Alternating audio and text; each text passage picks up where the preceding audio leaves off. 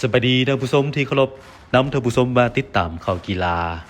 บันบ่วงเยาวชนลาวคว้ารางวัลชนะเลิศและอันดับที่ 3การแข่งขันบันบ่วง 3x3 Charity Slam Jam 2026ที่ประเทศไทยการแข่งขันรายการนี้จัดขึ้นในท่ายอาทิตย์ผ่านมาโดยมี60ทีมจากนานาชาติเข้าร่วมทีมบันบ่วง LBL จากลาวได้ส่งทีมเข้าร่วม3รุ่นอายุ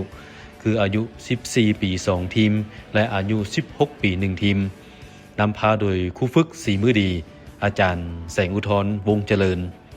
ผ่านการแข่งขันทีม LBL ลาวรุ่นอายุ14ปีสามารถญาติได้2รางวัลคือรางวัลชนะเลิศหอบซิงเอาชนะทีม Hoop for Life จากประเทศไทยเจ้าภาพ11-7คะแนนและอีก1ทีมคือทีม B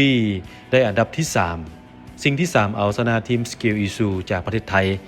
ด้วยคะแนน21-16คะแนนส่วนทีม LBL รุ่นอายุ16ปีได้อันดับที่4พร้อมได้รางวัลนักกีฬาดีเด่นหรือ MVP ปัจจุบันทีมบ้านบ่วง LBL ลาวเฮากำลังผลงานดีเป็นทีมเยาวชนหนึ่งของลาวที่กำลังมาแฮงและน่าจับตาในต้นเดือนหน้าจะเข้าร่วมรายการใหญ่ฮอบแซมโซนแซมระดับประเทศไทย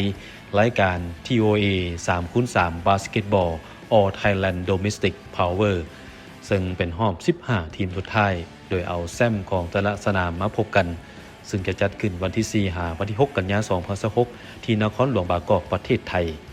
มาร่วมสมร่วมเชียร์และให้กำลังใจพร้อมกับติดตามผลงานของนักกีฬาเยาวชนลาวไปพร้อมกัน